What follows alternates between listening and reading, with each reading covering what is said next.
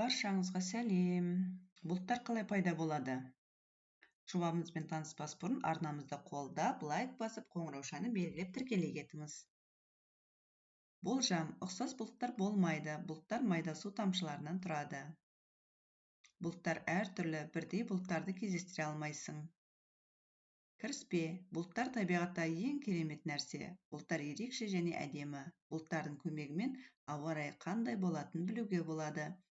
Бұлттар бұл жердегі ылғал қайта бөлінетін негізгі айналым желісі. Бұлттар адамға және жердегі барлық тіршілік иелеріне күннің күйіп тұрған сәулелерінен жасырынуға көмектеседі. Бұлттар біздің планетамызды қызып кетуден сақтайды. Зерттеудің мақсаты бұлттардың қалай пайда болатынын және олардың алуан түрлілігін, ауа райын болжаудағы көмегін анықтау. Бұлттардың пайда болуы: биіктігі бойынша атмосфераның төменгі қабатындағы температура әр километрде 6 градусқа дейін төмендейді. Сондықтан жер бетінен көтерілген су буы салқындатылып, су тамшыларын немесе мұз кристалдарын айналады. Булану және көтерілу барысында судың ең кішкентай бөлшектері конденсациялана бастайды, яғни бір-біріне тартылады. Олардан бұлттар пайда болады. Табиғаттағы су айналымы.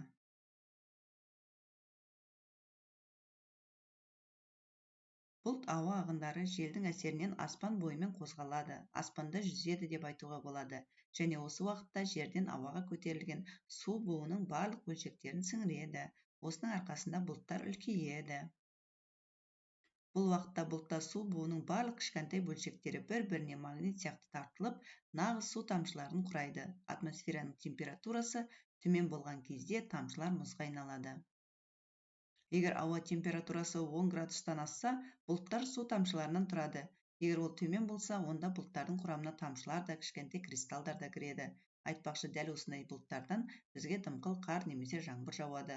Бұлтта 15 градустан төмен температурада бұл толығымен қар ұлпаларына айналатын кристалдардан тұрады. Бұлттың негізгі түрлері: шарбы, жоғары, жұқа, жеңіл бұлттар, қабатты, қабат-қабат орналасатын бұлттар, будақты, төмен мақта орамдарына ұқсайтын бұлттар. Жоғарғы қабаттағы бұлттар: бірінші шарбы бұлттар. Бұл 6 шақырымнан астам биіктікте пайда болады. Шарбы бұлттар кішкентай мұз кристалдарынан тұрады және талшықтарға ұқсас бұлттар. Шарбы бұлттар ешқашан жауын-шашын әкелмейді. Екінші шарбы будақты бұлттар, қазбауыр бұлттар деп атайды. Құрылымы талшық немесе қауырсын тәріздес болып келген, мөлдір ақ түсті. Олар су бетінің өрнегіне ұқсайды. Бұл бұлттар мұз кристалдарынан пайда болады. Үшінші шарбы қабатты бұлттар бүкіл аспанды күн немесе ай айқын көрінетін ақ жамылғымен таралған. Олар тоқаш нан тәрізді. жарық сәулелерінің сынуына байланысты атмосфералық гало, күн немесе ай айналасындағы шеңберлер құбылысы жиі пайда болады. Сондықтан келесі күні ұзақ жаңбыр жауады. Ортаңғы қабаттағы бұлттар: 2-6 шақырым биіктікте биік будақты бұлттар пайда болады. Жоғары сәулелі бұлттар аспан көрінетін жеке пішінді шарларға ұқсайды. Екінші биік қабатты бұлттар сұрғылт түсті. Бұлттар пердесінен жолақтар көрінеді. Мұндай бұлттар арқылы күн немесе ай бұлыңғыр көрінеді. Бұлттар пердесі үлкен кеңістікті қамтиды. Төменгі қабаттағы бұлттар: қабатты будақты бұлттары 0,3 шақырымнан 2 шақырымға дейін биіктікте пайда болады. Бұл бұлттардың төменгі бөлігінде қара жерлері бар, сұр тығыз бөліктерді құрайды. Бұлттардың кей жерлерінде ашық желдер де бар. Екінші қабатты бұлттар: олар бір үлкен сұр бұлтқа немесе аспанды көкжиекке дейін толығымен жабатын қатты жабынға өте ұқсас. Үшінші қабатты жауынды бұлттары 100-ден 1000 метрге дейін биіктікте орналасқан. Мұндай бұлттар қара сұр бұлттар. Егер қабатты жаңбыр бұлттары пайда болса, жақын арада жаңбыр немесе қар жауады деген сөз. Будақты бұлттар аспанға жайылған мақтаның үлкен бөліктеріне ұқсайды. Олардың шыңы күмбезге ұқсайды, ал бұлттың асты толығымен тегіс. Будақты бұлттардың екінші атауы жақсы, жайлы ауа райының бұлттары. Будақты бұлттар қысқа уақыт ішінде пайда болады. Әр бұлт 5-тен 40 минутқа дейін өмір сүре алады.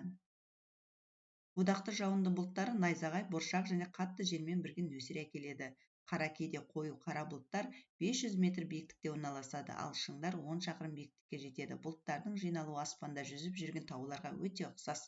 Үлкен мөлшеріне байланысты оның төменгі бөлігіндегі бұлттары су тамшыларынан, ал жоғары деңгейлерде мұз кристалдарынан тұрады.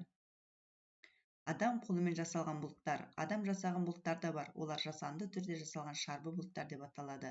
Ұшақтардың конденсациялық іздері деген атпен танымал. Мұндай бұлттар арқылы ауа райын анықтаудың мағынасы жоқ. Бұлар ұшақтар өтіп кеткеннен кейінгі артында пайда болатын жолақтар. Трубалардың ішінде не болып жатыр? Жылу электр станциялары ЖЭС мазут пен көмірді жағу кезінде электр энергиясын өндіреді. Электр энергиясы біздің үйлерге жарық пен жылу беру үшін қажет. Жанармайдың жану процесінде қоршаған ортаға теріс әсер ететін зиянды заттар пайда болады. Мүмкін бұл климаттың өзгеруіне, жылынуына әсер ететін парниктік әсер. Бұлттарға қарап ауа райын болжауға болады. Шарбы бұлттар аспан ашық, бірақ тәулік деңгейінде аздап сіркіреу болуы мүмкін. Шарбы будақты бұлттар бірнеше сағаттан соң дауылды жаңбыр болады деген сөз. Шарбы қабатты бұлттар келесі күні ұзақ жаңбыр болады. Биік будақты бұлттар ауа райының өзгеруіне, салқындауына келеді. Бірнеше сағаттан соң дауылды жаңбыр болады. Биік қабатты бұлттар аздаған жаңбыр, қыс болса қар жауады. Қабатты будақ бұлттар аздаған тоңдыратын жаңбыр. Қабатты бұлттар жақсы ауа райы болатынын білдіреді. Қабатты жауынды бұлттар қатты нөсерлі жаңбырды білдіреді. Будақты ұшпа бұлттар өте әдемі ашық ауа райын білдіреді. Биік будақты жауынды бұлттар найзағайлы нөсер, бұршақ, дауыл болатынын білдіреді. Қазақ халқы өте данышпан халық.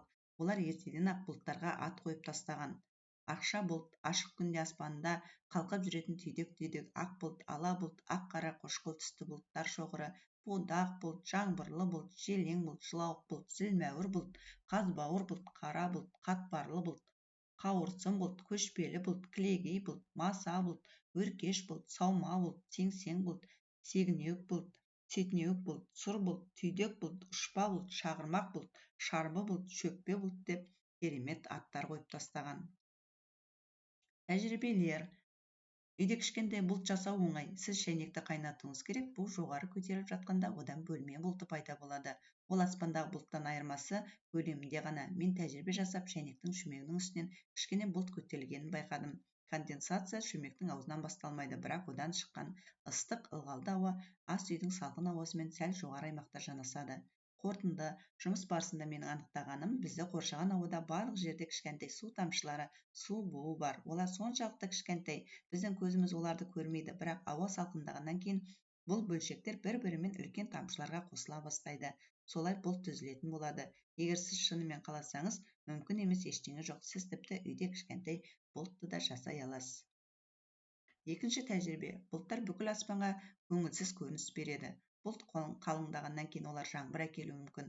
Бұлтты қалыптастыру үшін мен банкаға аздап ыстық су құйып, үстіне мұз толтырылған воронканы қоямын. Банканың ішіндегі су буы көтеріліп, мұзбен салқындатылып, кішкене су тамшыларынан бұлт пайда болады. Банкалардың қабырғаларына тамшылар түсе бастайды. Мұнда нағыз жаңбыр пайда болды. Қорытынды. Мұз воронкадағы су буын салқындатты және осылайша су тамшыларынан тұманды бұлт пайда болды. Кішкентай су тамшылары ауаға көтеріліп, сол жерге бір-біріне қосылады. Осылай бұлт жасалады. Бұлттардағы су тамшылары тым ауыр болған кезде олар жаңбыр түрінде жерге түседі. Табиғатта су айналымы осылай пайда болады. Қорытынды. Бұлттар біздің өмірімізде үлкен роль атқарады. Климаттың өзгеруі бұлттарға байланысты. Жаңбыр, қар, найзағай, бұл табиғи құбылыстар бұлттармен тығыз байланысты. Бұлттардың құрылымы мен формаларын зерттеу, олардың қозғалысын бақылау, ауа райын болжау үшін, яғни адам өмірі үшін маңызды. Зерттеу барысында бұлт шынымен судан тұратынын және су объектілерінің үстінде булану процесінде пайда болатынын білдік. Біз бұлттардың бірнеше түрі бар екенін анықтадық. Олар сондай-ақ ерекше бұлттардың бар екендігі туралы білдік. Халқымыздың даналығында бұлттардың ерекше түрлері көбейіп келеді. Олардың атауын да біліп алдық. Тәжірибелер арқылы үй жағдайында бұлт жасап та көрдік. Сөзімнің соңын Мұқағали Мақатаевтың бұл өлеңімен аяқтағым келеді. Тұңғиық түпсіз көк аспан, жаймен ғана жатыр сұлқ, керуендей адасқан келеді жылжып бір топ бұлт. Дауылдың құлы қошқыл бұлт, көмескі торға байланып, бойында күші етпей бұлт, барады қайда айналып. Бұлтты кенет буды ашу, долдана дауыл сыпырды, көк беті болды удашу, найзағай оғы атылды, тәкаппар долы тынды жел, бұлт өксіді сіңіреп, еңіреп, қарық болды қара жер, қайғылы жасын төгіп еді, кенет дауыл сап етті, қайтадан мініп қалпына, бұлтты айдап әкетті, бұрылттырмай артына. Осымен жобамыз аяқталды. Назарларыңызға рахмет. Бейнебаянымыз ұнаса, арнамызды қолдап лайк басып қоңыраушаны белгілеп тіркеле кетіңіз.